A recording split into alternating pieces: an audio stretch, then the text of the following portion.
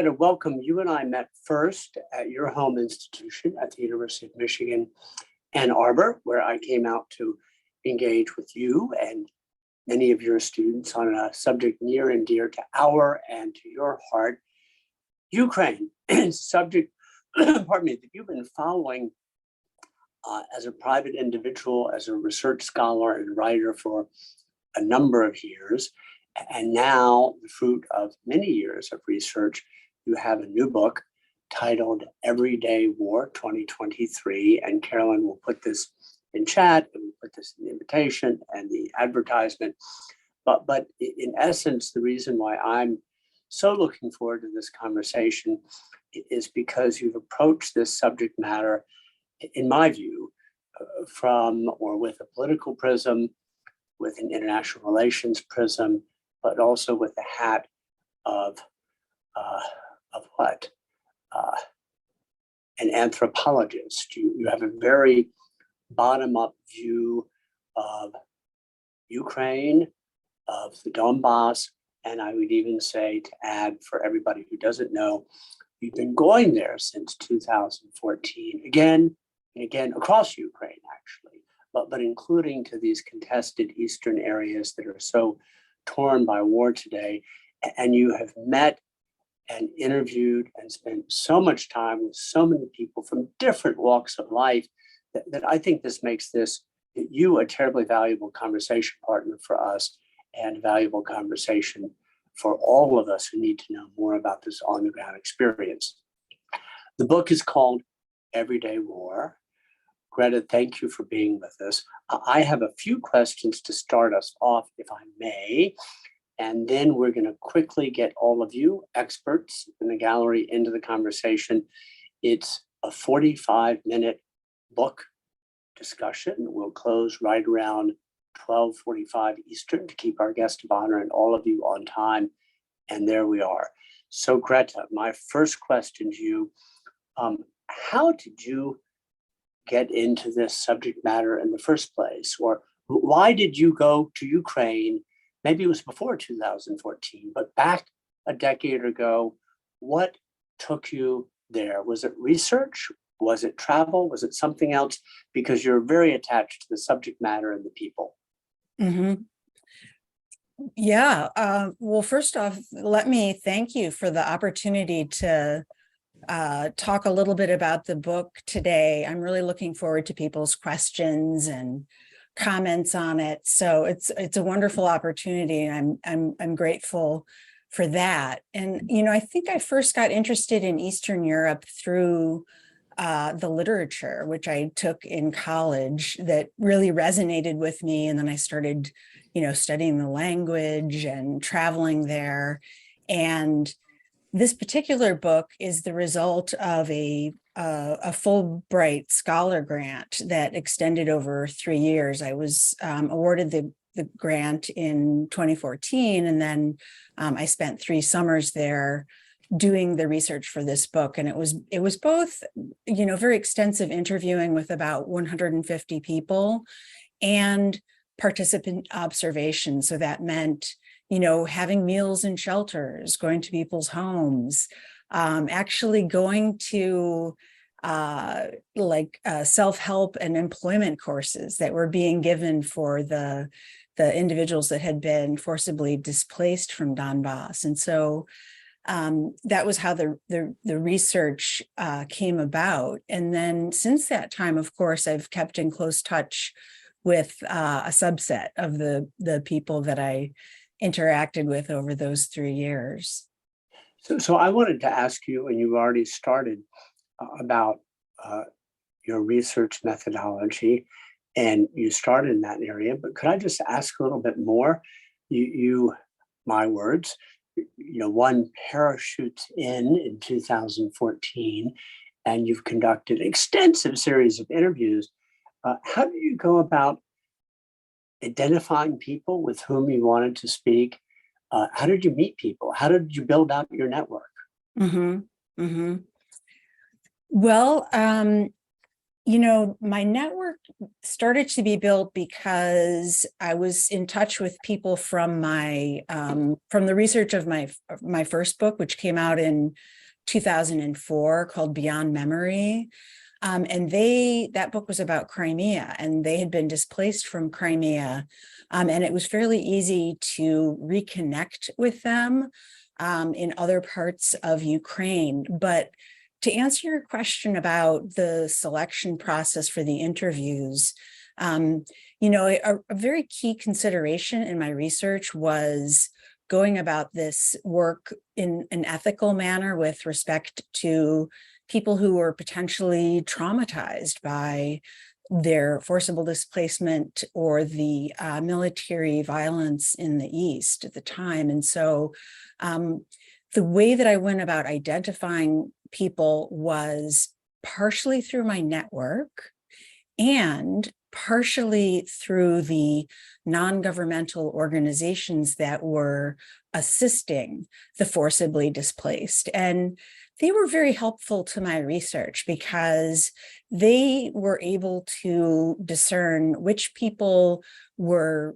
ready to speak with me and which people might be, at a point in their lives or their process where it wouldn't be appropriate to be interviewed.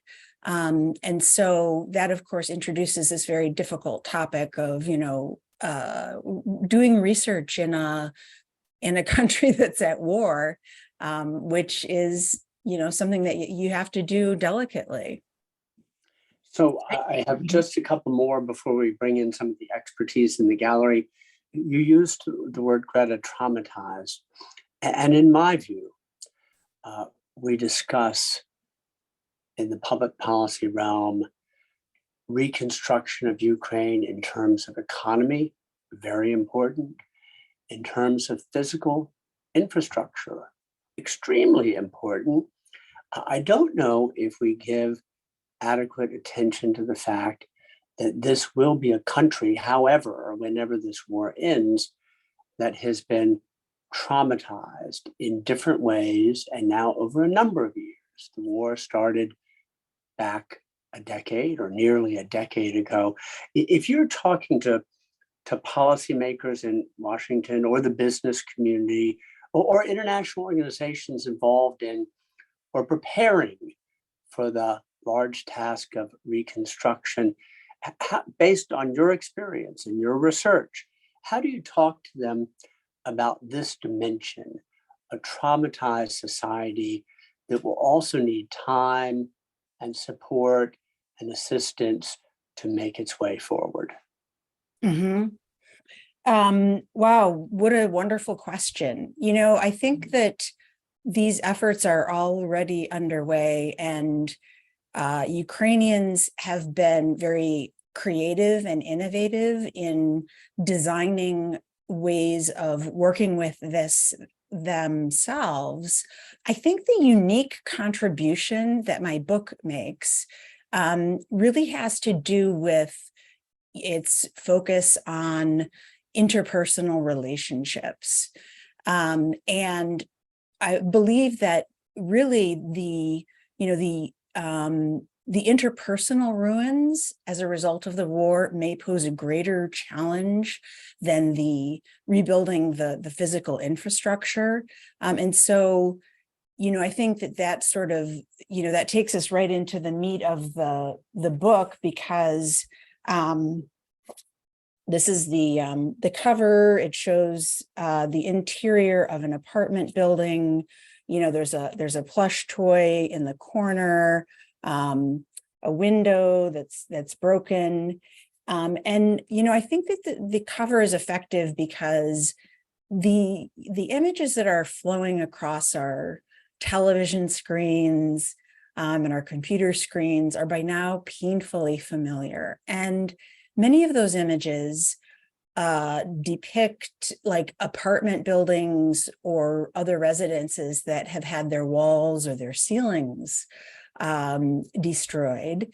And they offer the viewer an image. They enable a viewer to look in from the outside. And by contrast, this image is from the inside looking out. And I think that that's a perfect metaphor for what the book offers, which is a view from within through the stories of people who actually experienced the war. And, you know, what that view from within demonstrates, what their stories demonstrate, is that war affects personal lives and personal relationships. So the Russian invasion of Ukraine, you know, obviously a military and humanitarian crisis, is accompanied by a relational crisis in which friendships and families have acquired their own fault lines. A full 67% of the 150 people that I interviewed lamented the breakdown of friendships or new tensions within family relationships. And so that's a really important dimension of this concept of everyday war, right? Everyday war refers to these conscious and creative ways that people respond to and engage with war. And so I think that that's, you know, what I would say to policymakers is, if it comes to individual trauma, rely on Ukrainians' insights about what is appropriate for Ukrainians in a culture that's not used to like individual one-on-one therapy. Other modalities need to be accessed. When it comes to rebuilding the society as a whole that's very traumatized, you know, I think that the multi-track diplomacy system, which takes into account civil society, non-governmental organizations, and non-elite actors, will be absolutely crucial in addressing those traumas, the interpersonal trauma, and rebuilding the society from the inside out. Well, I think that's very eloquent and very stimulating. It seems to me, and perhaps obvious to say so, that it's expensive and it takes time to rebuild a bridge or a railway station, but to rebuild trust between siblings or parents and children or friendships is much more delicate and much harder. When it happens, this kind of damage and devastation on this scale, it's something that has to be considered very carefully. I have one more before I bring you all in. In so many trips and so many interviews and so much research, one assumes that you must have had surprises along the way in this journey through your own relationships with people or your interviews or your experiences on the ground. Anything come to mind, one or more, that simply took you by surprise, something that you hadn't expected, that you learned in the process of your research? You know, there's a couple of things. One of them was, you know, something that I was just alluding to, which is that people told me, you know, as the research was very inductive. It started where people were, and they told me in no uncertain terms that the breakdown of these relationships was really among their top concerns. And, you know, I think that we don't know enough about this because relationships are usually treated as like tangents or backdrops to the supposed like real action of war. But if you think about it, it's far from a human interest story, because there are 11 million people in Russia that have family in Ukraine that they may or may not be able to even speak with at this moment. So that was one surprise, was just how high on the list of concerns what was the destruction of personal relationships.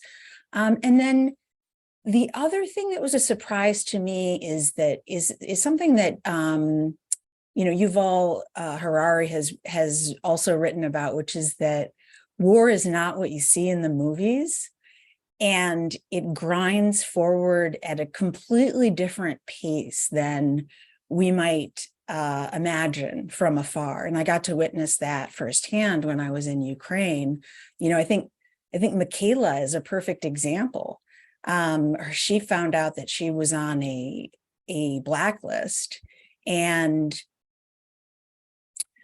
scheduled to be killed by the Russian-backed authorities in her region. And what really surprised me about her story was that, when the car that was going to arrest her and take her away began to approach her house, her friends had been keeping their eyes on the road. They knew it was happening. They called her up. She had about 20 minutes to put key essential items in her purse. She had a plan in place, which involved a neighbor. They didn't have to talk about it. They simply sat in his car and drove away. And so, in this moment of that you would think would be quite chaotic, there was actually a plan in place and also support in place. And I guess that's the other element that really came into my work, which is that so much of people's decision-making was, there was just this pattern in which so many decisions were based on safeguarding others or tending to their emotional well-being. And people became very aware of one another's vulnerabilities and rose to that challenge. So at the same time that the destruction that has been going on in Ukraine is absolutely horrific, the losses are enormous and irretrievable. At the same time, Ukrainians have responded to that with these what I talk about in the book, which is these ethics of care, attending to one another's vulnerabilities in ways that mitigate at least some of the damage that has been occurring. So, Greta, there are many reasons why I appreciate your new book. We're going to talk a little bit later about your next book and about your research and approach to these things, because you're a scholar and you're independent and you're rigorous and you have methodology, but you bring to this work empathy. And it seems to me that too often, we look at conflict and reconstruction as a kind of a kind of whiteboard or engineering exercise, and it's not at all. With that, let's open it up. Press the raised hand function. If I do not see you, do what Larry Haas just did, wave at me. And Larry, welcome, and you have the floor, and it's great to see you. Nice to see you, Greta. Nice to meet you. So a comment and a question. The comment is, I don't know if you or anyone else on this event has read Robert Kaplan's new book, The Tragic Mind. But among the main elements of a lack of a tragic sense that he blames Western elites for, it's ignoring the on-the-ground impact of war. So you might find that very interesting. It's a short little book, and if you like poetry and philosophy, it's quite good. Mm-hmm. The question is, not surprisingly, whether people go to Ukraine and meet with political and military leaders, or those leaders come here to the United States to meet with decision makers, virtually the only thing you hear is how great morale is. And the Ukrainians are in this, and they are in it to the end, because they do not want to live anymore under Russian rule, and that even includes Crimea.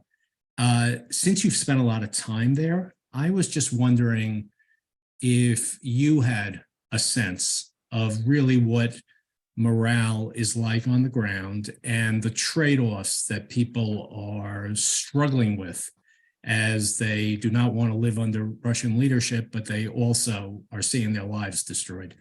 And I'm jumping in quickly to say, Larry Hassman, if you know each other, columnist, essayist, researcher, scholar at the Books Institution, there we are. Greta. Thank you. Thank you.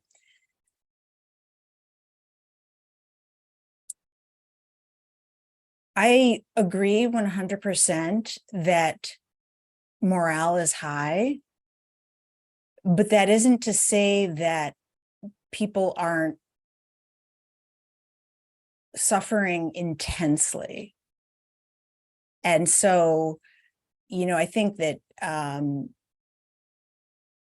the cost of this will be known later. And there's a very distinct adaptive capacity to the human mind and spirit in which, everything becomes normal. So I noticed there were sort of two ways of being in this world. One of them was to take this violence in stride. The other was to worry about the people who are taking the violence in stride and try to attend to their needs and bring them back to their fullest senses. Because I in the book I talk about a man named Alexei, and the way he put it to me was, when the bombing, he was too poor to leave. And so he would say that, when the bombing would start, I'd go out on the balcony and I would pray to be killed at once rather than suffering. And that is not I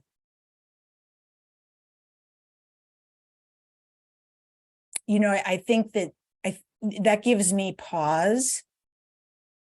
Right. If the best he could hope for was to die quickly, it meant that people were choosing the location of their death, but not the timing. That was the one thing that they couldn't control.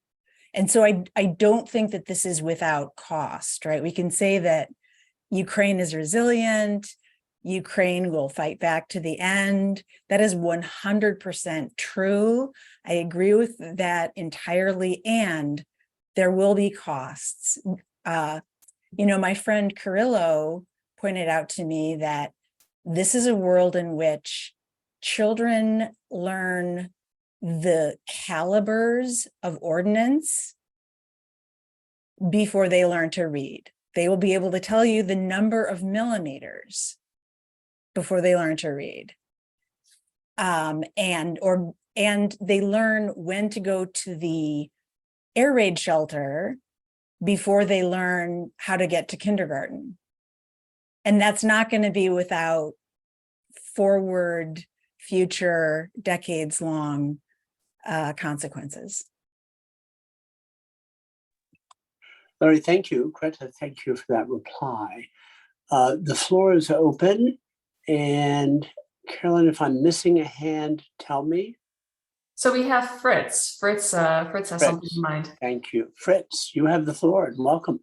Thank you very much for being here today. I tend to work with folks on military, political, diplomatic, that type of aspect. And we've got, we just did a study that Queen's University published on nuclear signaling between US and Russia and NATO and so on. And that'll be a book next year. And that is so much of what analysis involves. So there's that analysis. And then the people stories are 30 seconds on the evening news. And unfortunately, there's this huge gap. And I find this interesting because one of the institutes I'm involved in a number of their webinars with the Ukrainians, again, looking at political, diplomatic, what's Russia doing? How's Zelensky responding? So I really appreciate that you're taking a look at a really broadly overlooked area. And one of the areas which I think needs more analysis is this, because I primarily read the European and American media, and more in the stories that are being reported, in the conversations with civilians, more and more I see, I'm not sure I'm not coming back. Or these are refugees in Poland and Germany and elsewhere. I'm not coming back. There isn't going to be a future there. Is this selective reporting? Because they also, of course, report I will be back. My family will return. But more and more, this creeping in of the future may be over for us. We may not be going back. We'll make a life here in Poland or Germany or Romania or something like that. What are you seeing? What are you hearing about the return? Will people in general return? May I piggyback off that and ask both of you, and Greta is our guest of honor, but Fritz, to your consideration too, is it possible that in the first order, out of a feeling of solidarity and patriotism, large numbers will return? They've returned, but will return. But then when faced with economic hardship, and I would conjecture limited opportunity, that in the next years, Ukraine, I'm asking, may face a problem of brain drain, people who have gone back, but gifted people from different sectors saying, but you know what, if I look 10 years ahead, maybe I have greater fortune and possibilities in other countries. Anyway, just piggybacking, like to hear you, Greta. Mm-hmm. The latest research that I saw on this, it was done in Europe, and the percentage of people that planned to return was 70, which is very, very high. But I think that you make a good point that as time passes, lives evolve. And so there's really no guarantee that the people, either can or will want to return once they begin new lives. And so I think of the way that I think about this is not so much in terms of it's over for Ukraine, because I feel like even if, let's create a hypothetical universe, nobody goes back. Even then, the people in Ukraine are intelligent, creative, enterprising, ingenious, right? They figured out a way to modify the drones using tinfoil. I don't know if you've heard this story, but something that the US military would spend millions of dollars on. They did with a piece of tinfoil, right? It's a perfect story for illustrating this. And here's the other thing, is like one of the things that this crisis has presented is an opportunity for the European Union to think more carefully about integrating Ukraine into Europe.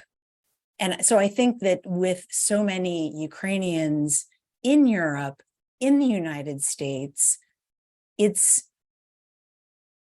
those people will be at the forefront of guiding that integration process, helping people understand who are Ukrainians, what are they about, because, pretty much since the revolution of dignity, there's been a real evolution of the system of Ukrainian values in favor of not just Ukrainian unity, but also the value placed on human rights, the value placed on every life mattering.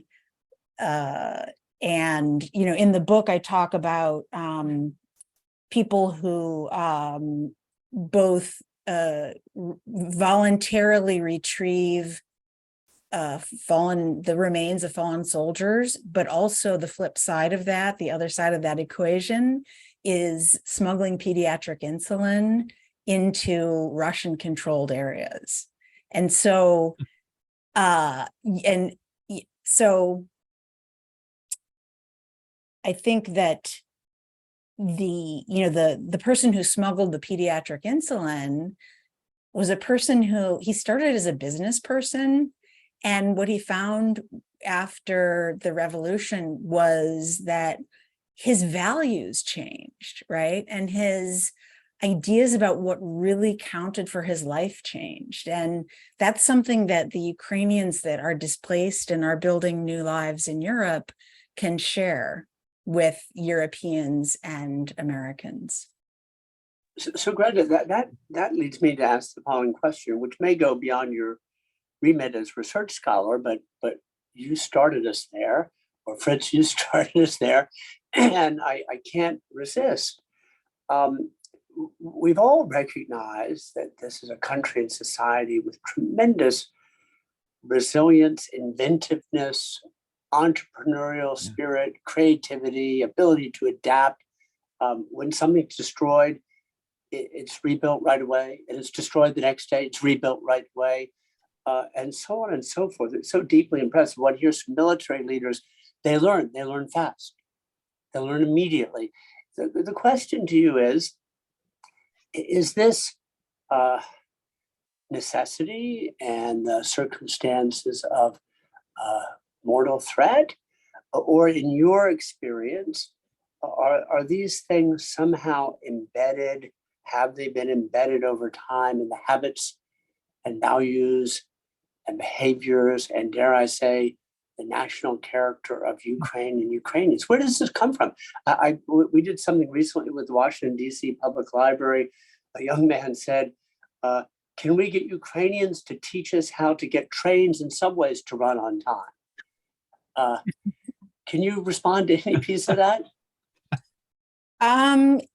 Yeah, so I think that it's both, right? On one hand, this is not the first time that the country has been through tremendous hardship. And in fact, the working title before I settled on Everyday War was PTSD land, because something people impressed on me was that the hardship and the response to that hardship is really multi-generational.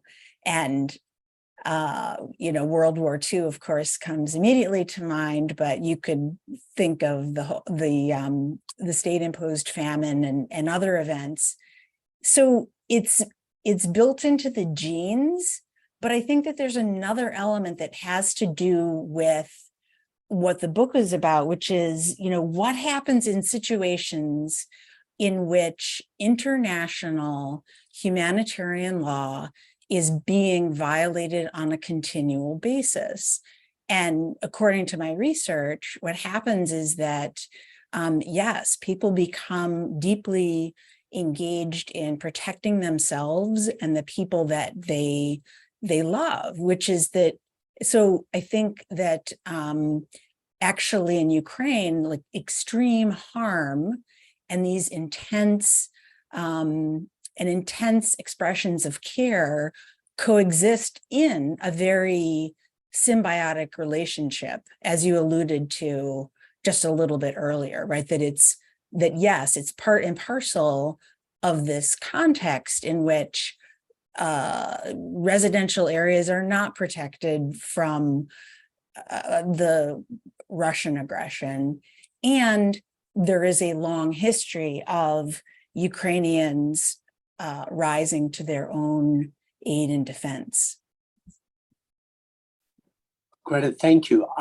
Fritz, please. Yeah, can I sort of, I asked Greta the easy question, and there's the flip question, which is a little more difficult, and it involves the East. And when I think about the German experience, when you reunified East and West Germany, there were difficulties. There still are. There is still demographic lapses.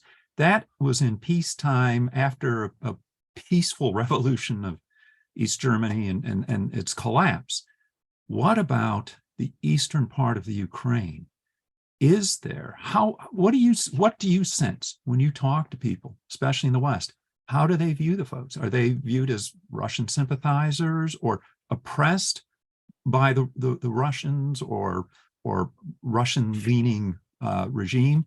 Do they feel that they'll be able to bring East and West together again in Ukraine? Or again, run with that. I'm curious to hear what you sense. Mm-hmm. Fritz, that is such an important question. And based on my research, I don't believe it will be a simple or easy process, because there is a very powerful feeling of betrayal on both sides, in which Ukrainians in the parts of Ukraine that are controlled by the Ukrainian government, they suspect that many of the people that live in Russian-controlled areas are actually, traitors to the Ukrainian national idea. And so that distrust is quite deep, and there's no simple or straightforward way to resolve it, right? It's a decades-long process of reintegrating those territories psychologically, not in addition to militarily and politically. And the same goes for Crimea, in fact, right? Okay. Crimea perhaps even more powerfully, considering the amount of time that it's been under Russian control. And I think that your question highlights probably the most difficult aspect of this hybrid war dynamic, which is that territory is controlled as much by influencing how people think as, cordoning it off with troops and military activity. And that is very, very true of Crimea. Okay. So thank you, Fritz and Greta.